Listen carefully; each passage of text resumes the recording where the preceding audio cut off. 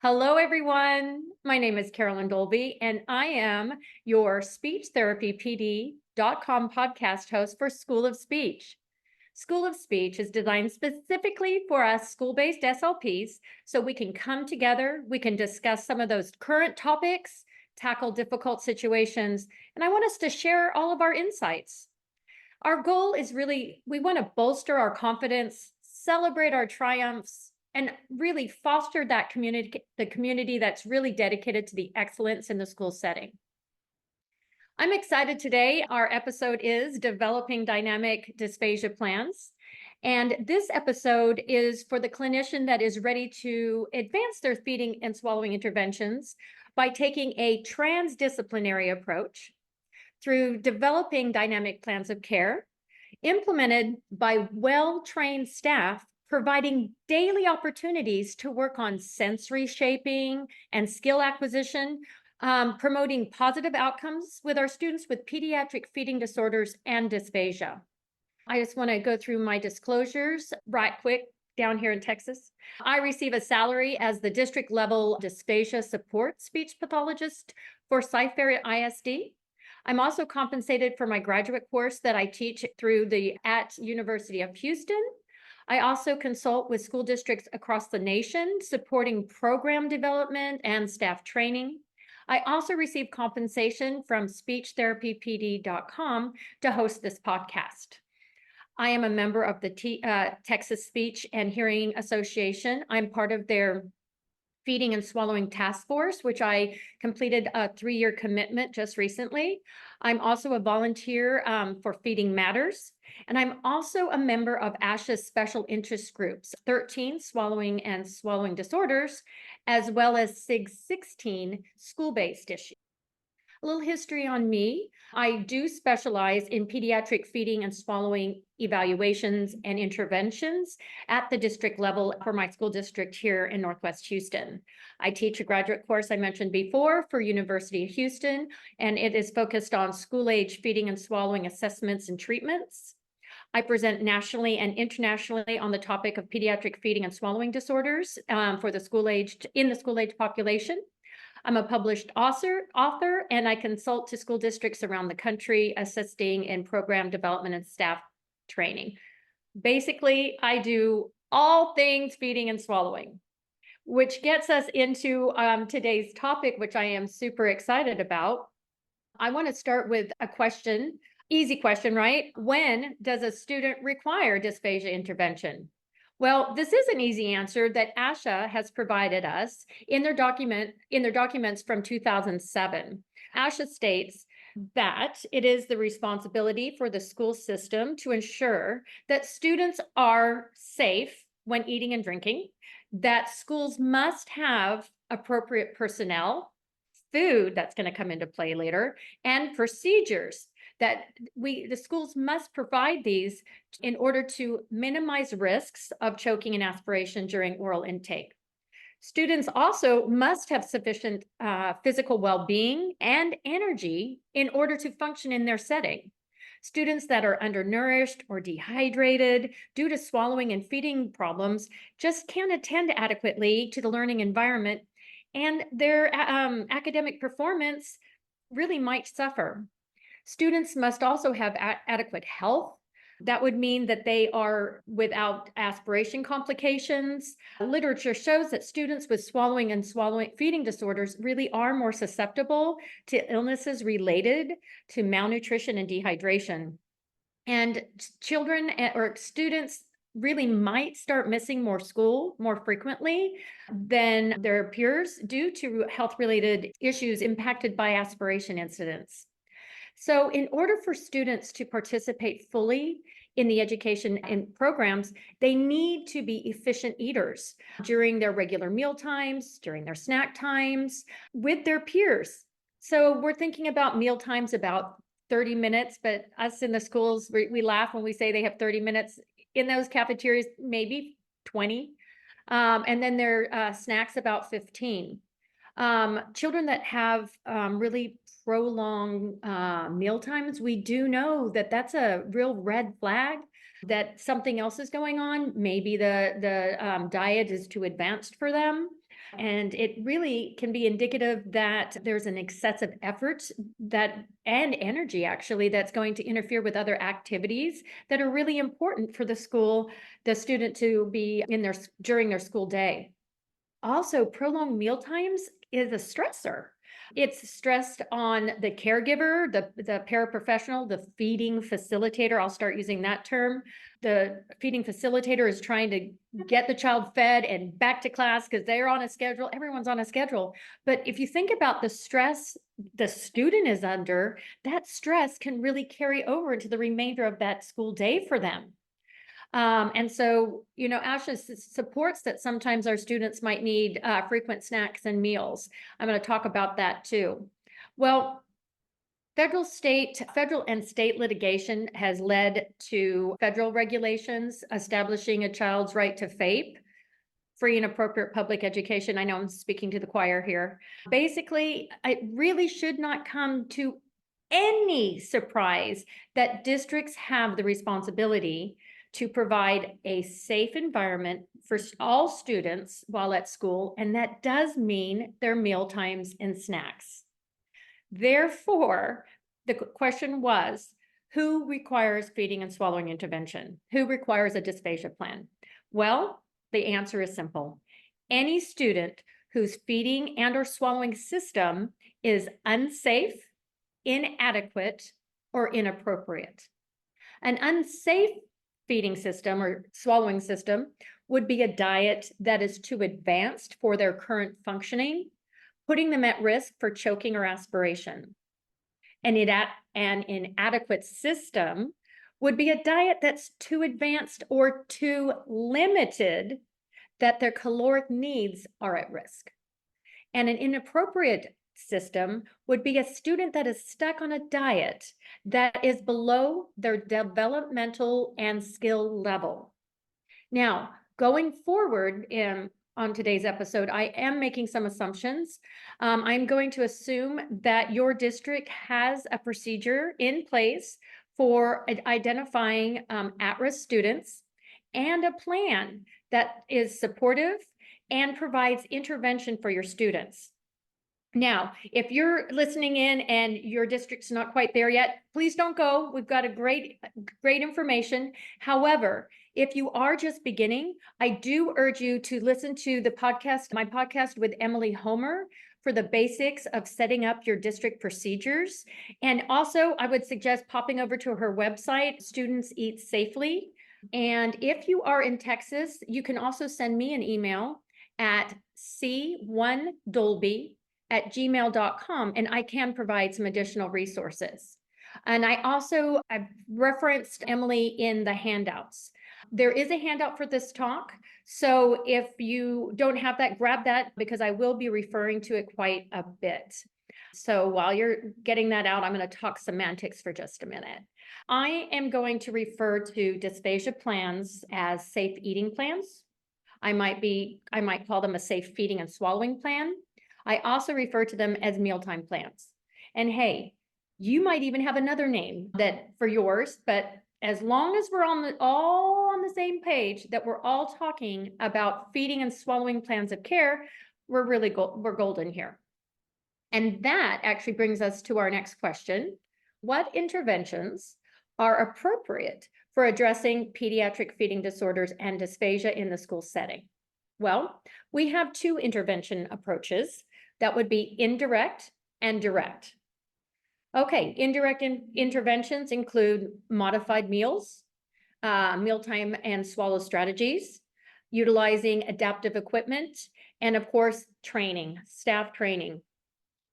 With indirect interventions, the goal is for maintaining safe and efficient oral intake.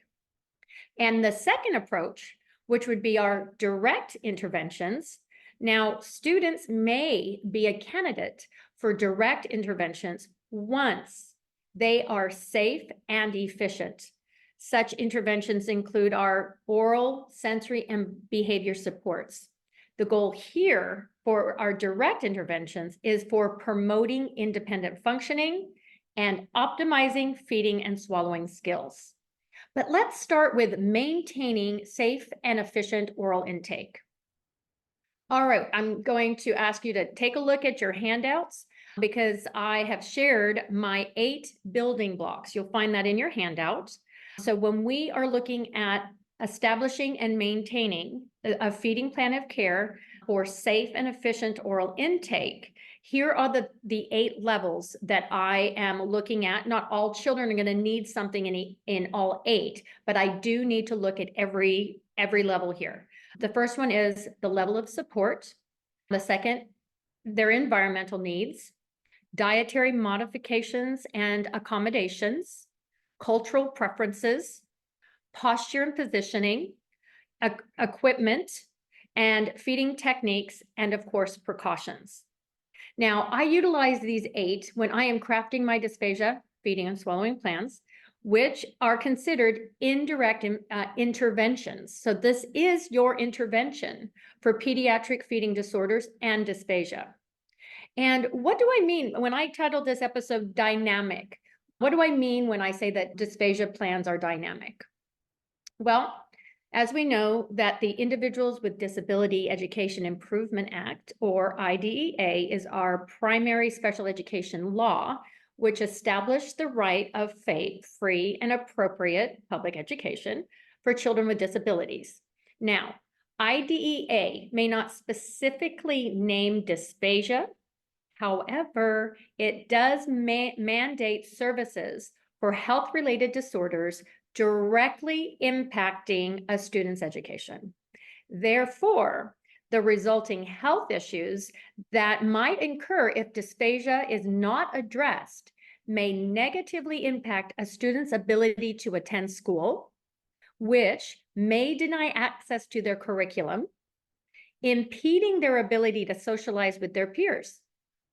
In addition, when providing FAPE, we also need to keep in mind least restrictive environments, LRE. Therefore, schools must provide an environment that maintains safe feeding practices, facilitates efficient eating, promoting adequate nutrition and hydration, all while fostering socialization. All right, so dysphagia or safe feeding and swallowing plans are the first step in dysphagia management. Don't get me wrong, dysphagia plans are themselves a treatment plan. And I do construct them to be a live document or a dynamic document that is to be executed by trained staff supported by standard procedures. So think about your district's feeding and swallowing plans. Are they static, addressing only safety and restrictions? Well, in time, a static plan can negatively impact the student's right to the least restrictive environment. So, in order to protect least restrictive environment and in turn preserve FAPE, dysphagia plans need to be constructed to promote the shaping of behaviors while fading the prompts and restrictions to promote the improvement of skills. So let's discover some ways to develop these dynamic dysphagia plans designed to maintain safe and efficient oral intake, as well as improving feeding competence using resources currently available or soon to be available if you choose to take them on. All right, here we go. Let's start through those 8 building blocks, starting with the level of support. How much supervision or level of support does a student need? Who's making the decisions on how much student supervision is required?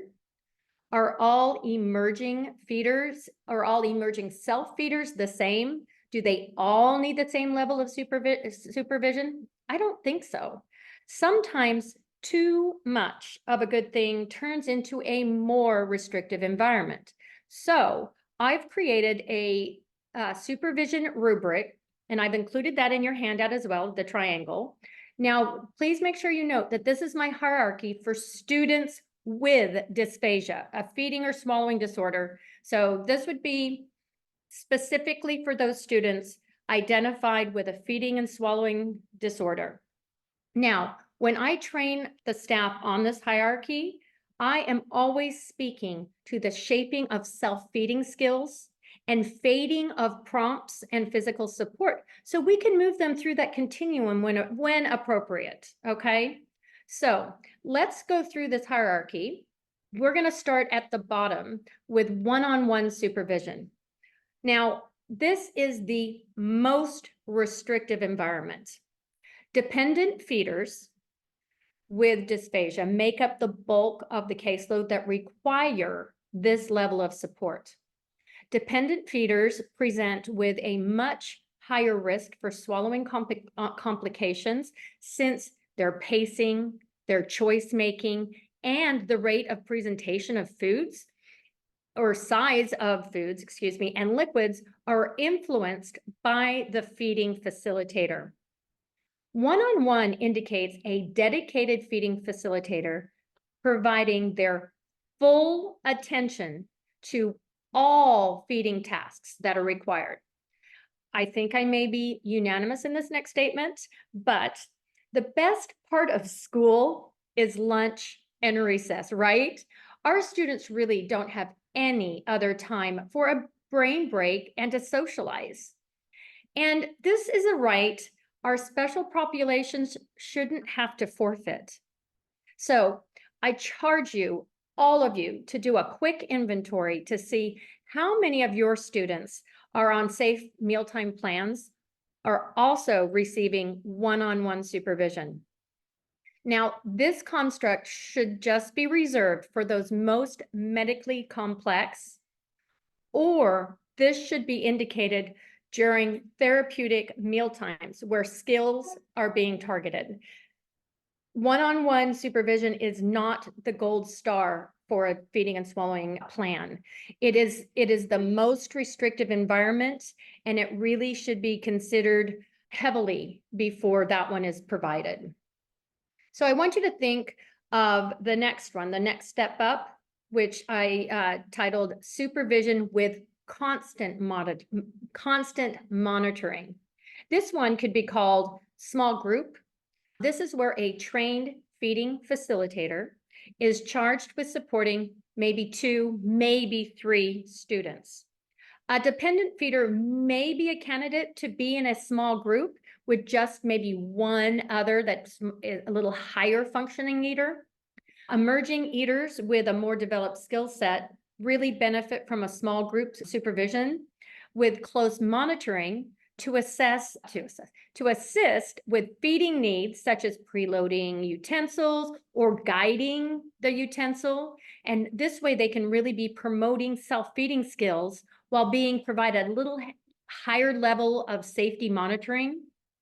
Our emergent feeders really need to be given some flexibility, such as maybe a little extended time, or given some space so they can start attempting to do as much self-feeding as possible while still maintaining proper nutrition and hydration. All right, going up one more, we're going to take a look at supervision with close monitoring. Now, assisted feeders, those that might just require initial plate setup, which would be maybe opening packets and opening containers. Possibly they might need some verbal or visual prompts, perhaps some physical cues for safety, such as reminders to bite, chew, and swallow, and still might require some feeding assistance, but they are safe to be monitored in a small group. Again, small group consists of 2 to 3 students, and these students are requiring just some close monitoring. Now, a dependent feeder would not be appropriate for this monitoring category. And then as you go up to the top, standard supervision. Now, this is feeders that are in this category. Remember, this is still students with feeding and swallowing plan. This feeder might have the skills to self-feed. However, due to their physical or cognitive and safety requirements, these students must still have staff monitoring that are trained on their dysphagia plans. And this feeder may be appropriate for standard supervision with the addition of possibly plate setup because they might have some restrictions on their meals, but they are fully functioning and able to eat when the meal is properly modified and presented and plated for them. So this standard supervision with this extra with the monitoring would be making sure that the food is correct, that drinks are accessible, and also making sure if there are any adaptive equipment needs that those are readily available. Now, at this level, the supervising staff member must also be aware and follow their dysphagia plan and emergency procedures.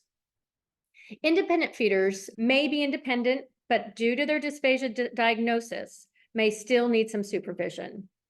All right, let's move on to the environment.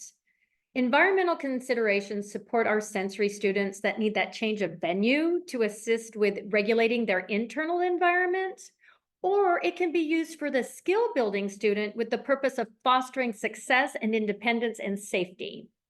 Our goal is always to have students eating with their peers to the greatest extent possible. So this may mean that their main meal is provided in a less distracting environment, but their snacks or highly preferred foods are offered with their peers in the cafeteria.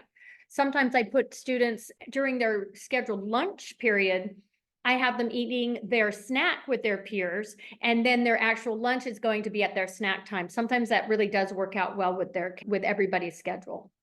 Now, for the skill building student, a more modified meal might be provided with their peers in the cafeteria to work on socialization and safety. And then the more advanced textures provided with increased monitoring and support in a less distracting environment, such as the classroom during snack time. All right, let's go to diet modifications. Modifications can be used to increase independence and efficiency by lowering the task demand, and it also can be used to work on feeding competence. Hold on, because I've got more to say on that, so stay tuned in.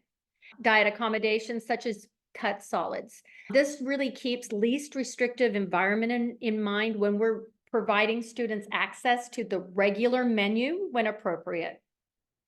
Cultural preferences. Within the provision of FAPE, cultural foods and faith-based feeding preferences really must be honored. For example, a student might be motorically able to manage pork, but due to their family keeping kosher, pork should be eliminated from their menu. Similarly, a student may be cleared for thin liquids, but secondary to their family's vegetarian or more specifically vegan diet, milk and other forms of dairy and animal products should be avoided. Now, some of you may have received some pushback from nursing stating that they need physicians' orders for diet restrictions. You are not alone and kind of not wrong, but here we go. I'm not asking for a medical alert to be placed on their profile. However, after speaking directly to our district dietitian that heads up our Department of Special Diets, we worked out a compromise, which was to add the request for specific cultural and faith-based foods to be omitted or avoided. We wanted that to be flagged on the students' point of sale in the cafeteria. I emphasized that a large percentage of our caseload that require safe eating plans are not able to advocate for themselves, and they really require us and their plans to be their voice. Additionally, when I'm training staff on a student's plan, I really stress the ethics behind honoring cultural diversity and how the school-family relationship is bolstered by valuing individual cultural beliefs and practices.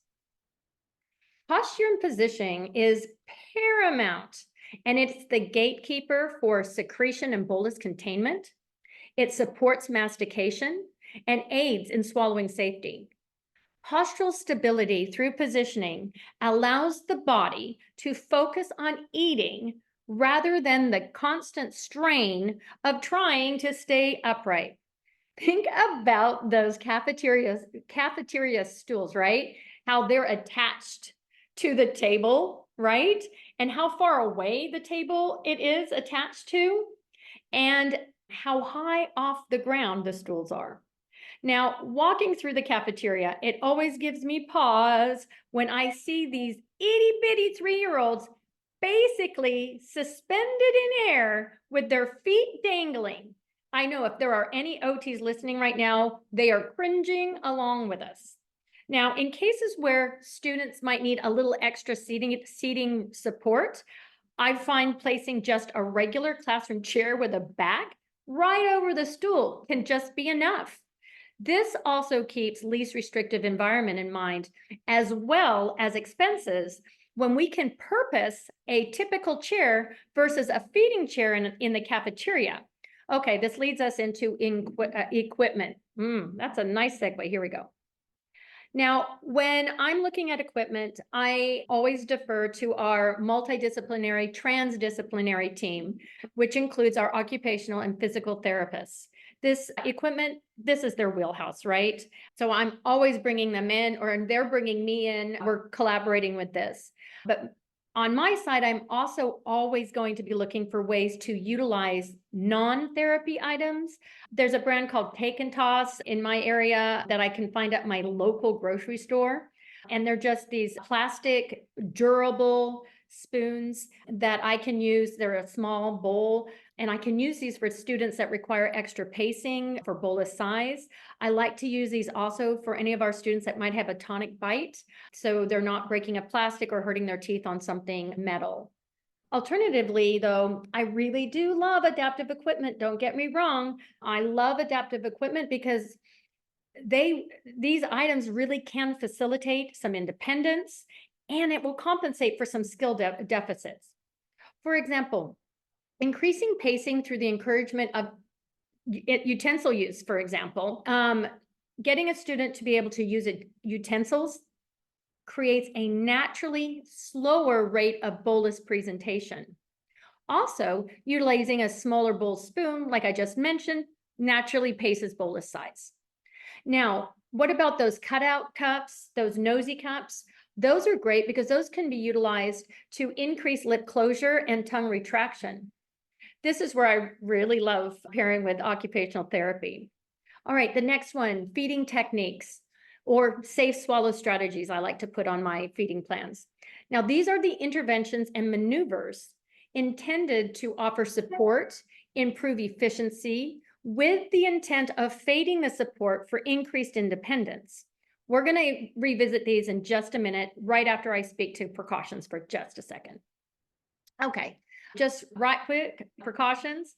They're an integral component to our dysphagia plans. This includes training on and the provision of our aspiration precautions when needed, an emergency plan and procedures when responding to choking, and of course, food allergies that can be life-threatening if not closely monitored. Okay, done with that. Let's get back to feeding techniques. You might be asking yourself, how can mealtime plans improve feeding competence? I'm so glad you asked. Let's take a look at some of these safe feeding and swallowing strategies that can provide opportunities for improving feeding competence. Well, let's start. Literature tells us that skill shaping and skill acquisition may be supported through applying or performing strategies customized to illustrate, build, or reinforce production of the actions needed to carry out that maneuver.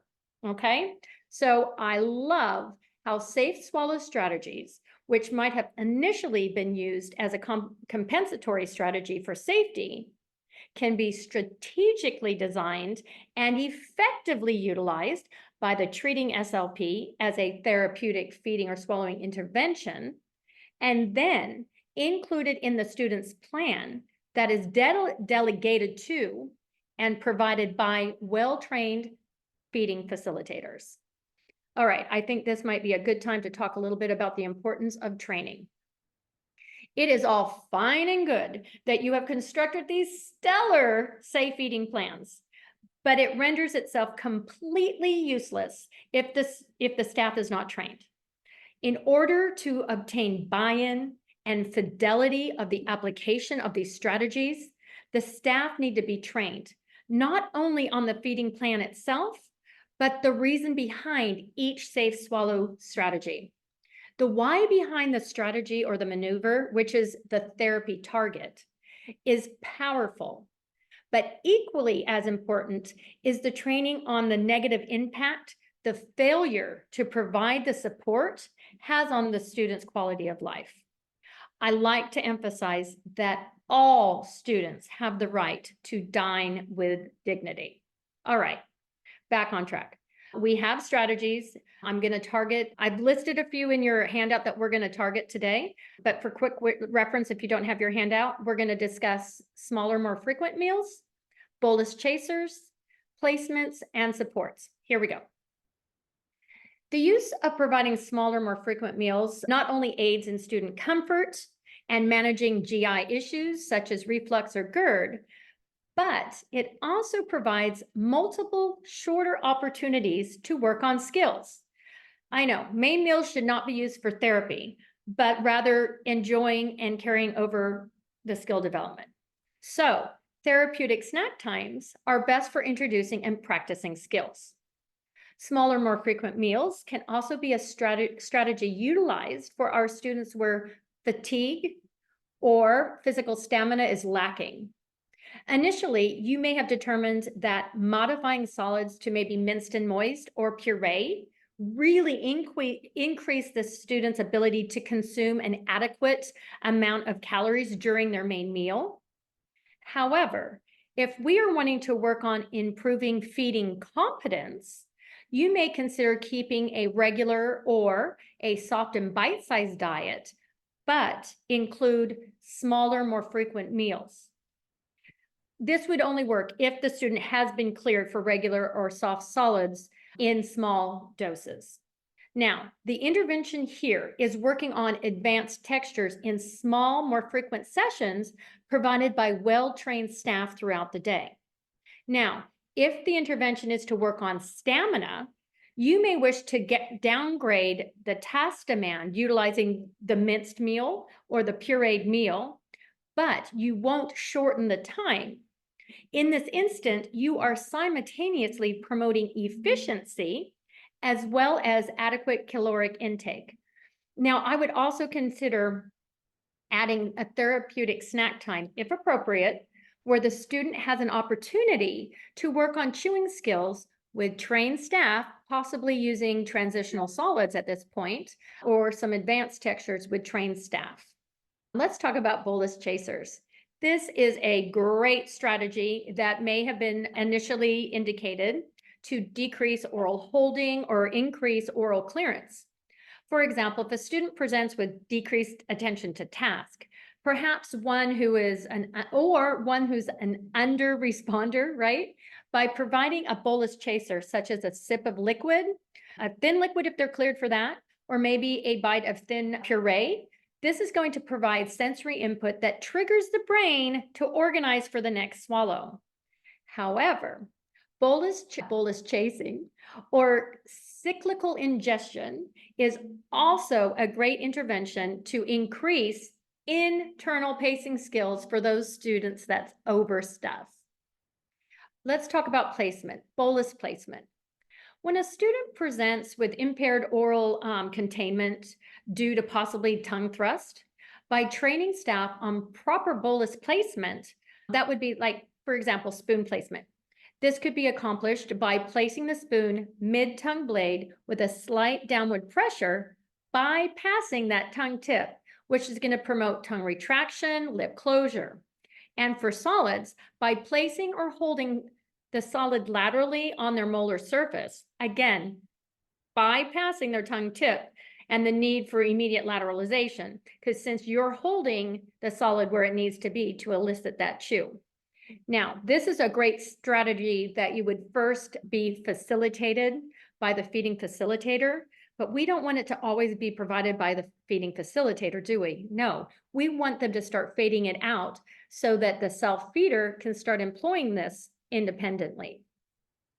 Those visual supports, I love the use of communication placemats.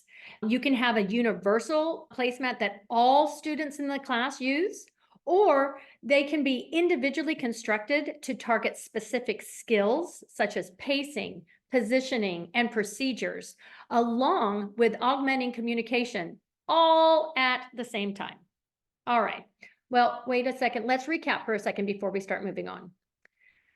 Maintaining safe and efficient feeding is accomplished through developing dynamic, student-centered dysphagia plans.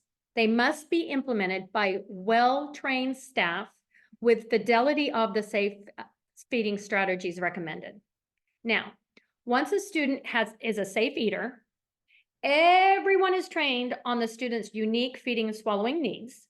The student might be a candidate for further dysphagia interventions and treatment programs, such as promoting independent functioning and optimizing feeding and swallowing skills. Well, you might be asking, how does self-feeding translate into a focus for speech therapy?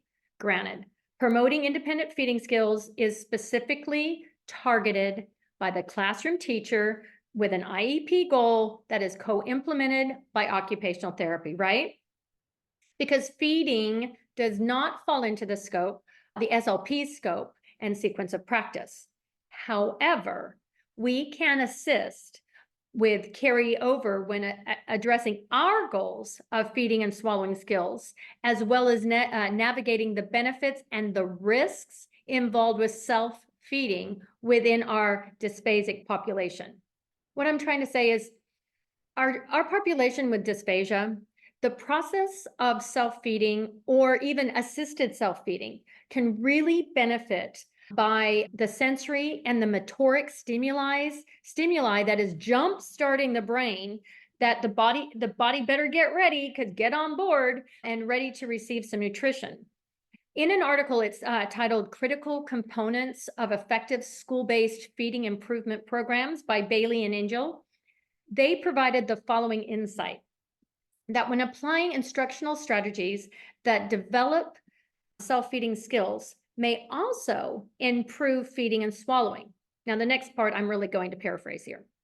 Simply by allowing a person to self-feed or assist in lifting the food to his or her mouth may add to that individual's awareness that a swallow is needed.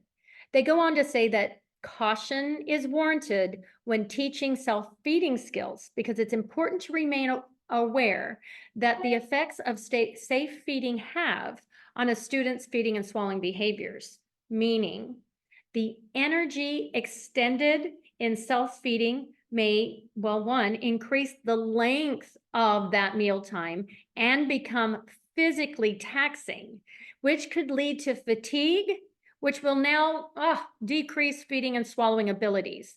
So we don't want building one skill to actually cause some unsafe environments.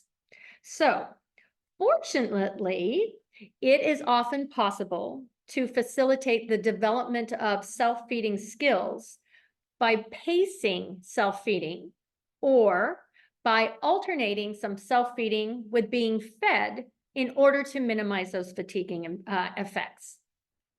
All right, now I want to showcase how we can improve dysphagia outcomes when enhancing feeding competence, resulting in diet upgrades, thus widening the variety of consistencies and textures available when it's appropriate for the student. Okay, right now, some of you are probably wanting to yell, "Lady, we are not feeding clinics." And again, you are not wrong. Now, I'm assuming, just like me, you are often asked, what about feeding therapy?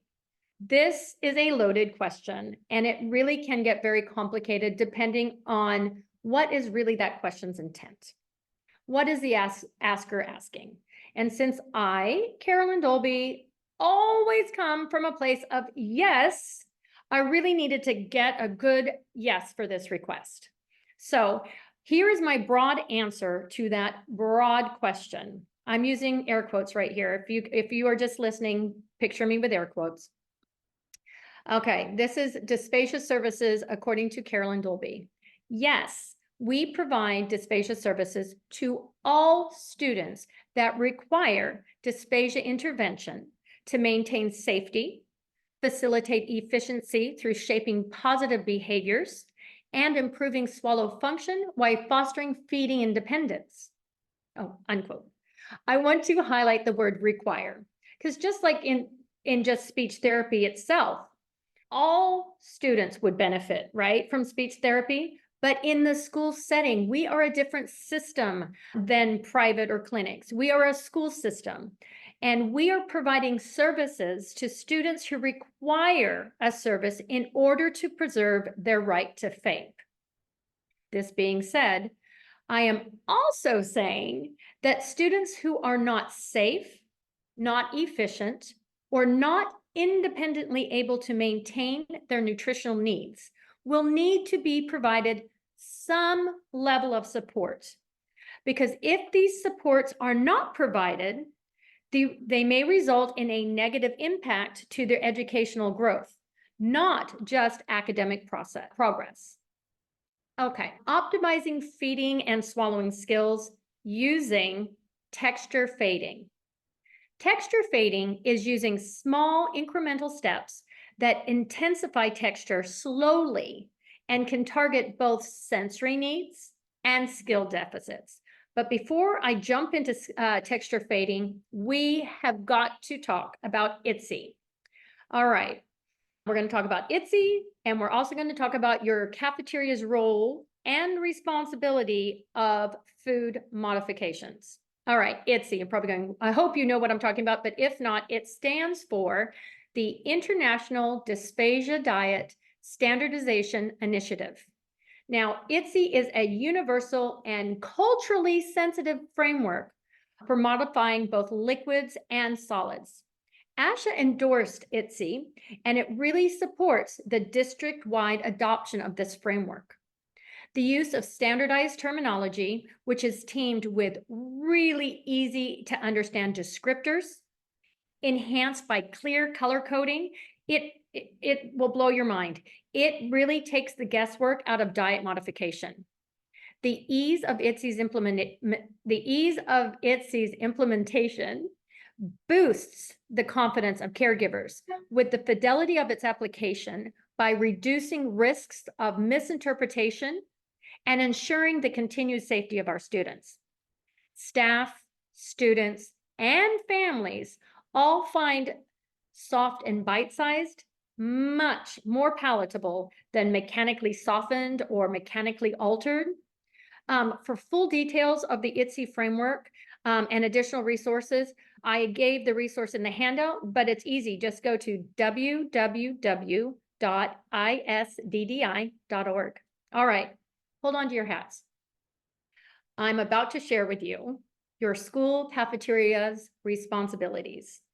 All right, school cafeterias are responsible to comply with physicians' prescribed dietary orders. According to the USDA and federal law that governs the national school meal programs, require cafeterias to make accommodations such as texture modifications for children who are unable to eat the school meal as prepared due to a disability. Medical directives such as physician prescribed dietary orders, just like I mentioned, may be needed, but having the meal modification indicated in the student's IEP paperwork holds just as much water as the physician's directive. You heard that right. So your school district might initially insist that you get a physician's direct order. That's okay. However, you need to be armed with the knowledge that what is written in the student's IEP is also legally binding. Yay, yay. All right, I have a little side note right here. I want to talk about another effective way to keep dysphagia plans dynamic when a student's feeding. Okay, whoops, started going too fast. When a student's feeding plan is reflected as an accommodation and attached to the paperwork of their IEP. This allows for updates to the plan be made as needed without the need of an IEP meeting. I'm going to restate that. So if you indicate in the IEP paperwork on their accommodation plan, I just put dysphagia plan, or if you use a safe feeding plan or whatever you use, you put that on the accommodation plan. That is what you're needed. Okay. I also indicate in the student level, present levels, that the student requires his individual safe feeding and swallowing plan to promote safe and efficient meal times while at school. I reflect this plan on the accommodations page. And then, of course, since the feeding plan was presented in full during the meeting, it will also be reflected in the minutes or the deliberations, whatever you call that at the end. All right, let's get back to what our cafeterias are mandated to do. They must provide meals as prescribed by the physician or as indicated on their mealtime accommodations plan, such as puree, minced and moist, or soft and bite size. Okay, now, to ensure diet modification compliance, districts such as mine chose to centralize production utilizing specialized staff trained on the ITSE framework to standardize required modifications. What I did is I collaborated with our food services, and we had dietitian and nutritionist support, and we curated a specialty menu that we designed from the offerings from the district's established menu. Dysphagia menus offering entrees pureed, minced and moist, and soft and bite size really allow for unified meals with efficient, effective quality control checks, all the while maintaining nutritional integrity. Let me paint you a word picture of how things were being addressed before I took on my role as the Dysphagia Support SLP. I'm going to start with some liability. Depending on the campus I was at, the food was either being modified by the cafeteria staff, maybe, or it was being modified by the classroom staff.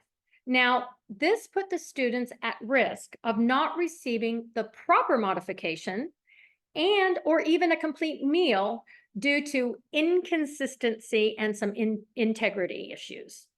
Inconsistencies with texture, inconsistencies with taste, inconsistency with temperature. And there was also inconsistencies of texture. So if you think about mechanically soft and mechanically soft chopped, those two words, they look different to different people. And for that matter, there's many levels of puree if you think about it. Well, this left the staff wide open for inconsistencies of taste as well, due to staff decisions on what they added to the food. And furthermore, inconsistencies of temperature were due to the fact that foods were being modified after they had been cooked or heated and removed from the kitchen and taken to the classroom. So these inconsistencies negatively impacted the students' accepting of their meals. Nutritional integrity was challenged when staff members were literally just piecemealing a student's plate together from items from the regular menu, and therefore denying our students access to a complete balanced meal that would include a protein, a grain, a vegetable, and a fruit. These foods were being taken off the line and then modified before portioning. I'm purposeful in pointing this out because there's a difference in portion when the original portion was from the regular menu modified, which meant the foods were maybe watered down, if you will. Some of the portion was left in the processing, some was left in the plating process, not to mention sometimes some of the portions were lost due to staff mistakes. Whereas now, our portions are maintained because we are portioning already modified entrees, therefore maintaining nutritional integrity. We found that moving away from campus-based modifications and by curating a specialized dysphagia menu that was produced at our central food services, and they were delivered directly to our campuses, ready to be heated and served. This was our answer. The nutritional integrity was preserved because now balanced meals consisting of a protein, a grain, fruit, and vegetable was being served. And the portions were maintained by plating post-process on entrees.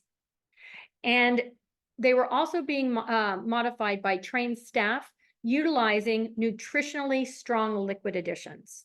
Okay, that was a lot, but let's get back to texture fading. Opportunities for dysphagia treatment and improved feeding competence is optimized when safe food consistencies can be accessed daily. Moving students through the continuum of eating is really augmented when the availability of pureed, minced and moist, and small and bite-sized edibles are available. Both sensory feeding goals and skill-based swallowing goals can be effectively targeted by campus clinicians when utilizing or combining their district dysphagia meals. Then the carryover and skill maintenance can be monitored daily by staff following an individual safe swallow strategy and interventions that have been indicated on their students' feeding and swallowing plan. All right. I break texture fading into two categories. The first one I titled texture tolerance, and the second I call texture progression. Now, don't get me wrong. Both of these treatment practices use small incremental steps to either increase acceptance, that's why I call it texture tolerance, or to increase skill and competence, that's why I call it texture progression.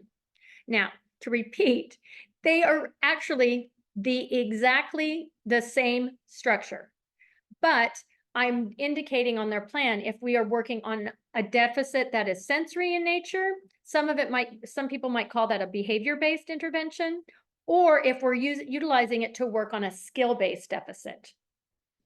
Texture tolerance facilitates a healthy relationship with food, which can result in improving acceptance of tastes, textures, and temperatures, while texture progression provides daily opportunities to work on feeding competence.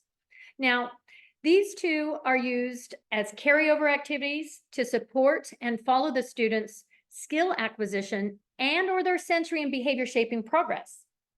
Staff must be trained and demonstrate the understanding that the purpose here is not for the student to eat 2 meals. For example, if the student is working on progressing from puree to minced and moist, and they're getting both the exact meal in those 2 consistencies, puree and minced and moist, and we're making small incremental adjustments to intensify the pureed texture and move them to the minced and moist, the purpose is not that they are going to eat 2 meals, because here we overfeeding, discomfort, that's not what we're going for. Okay, we are wanting to combine the 2 textures slowly over time for either tolerance or progression. And this really has achieved some positive outcomes, resulting in diet upgrades. We don't want our kids stuck on a puree if we can quickly get them to a minced and moist, for example. I wanted to have you meet a case study, meeting Casey. Casey moved into our district at the beginning of his 4th grade year, I believe, and he was eligible to receive special education services under the criteria, the eligibilities of autism spectrum disorder, intellectual disability, and speech impairment. His evaluation from his transferring district indicated that his birth history was unremarkable. His oral structures and function were judged to be adequate for both speaking and feeding tasks. Upon enrollment, his parents indicated that Casey had not progressed his diet, and in fact, Mom indicated that his diet had even become even more limited. The transferring school indicated that he was exhibiting non-compliant behaviors that looked like task refusals, eloping, physical aggression, etc., etc. And the frequency of these behaviors varied from day to day. But what they found is there was a correlation that they noticed that behaviors improved on the days that he would eat. Now, eating was a struggle for Casey. If he did not have his one brand, one flavor of baby food, he's fourth grade, okay? He would refuse to eat. Apparently, they had discontinued his original flavor that he ate, and he went through some drastic changes at the transferring school where he ended up refusing to eat at school for 3 weeks. I know, completely frightening.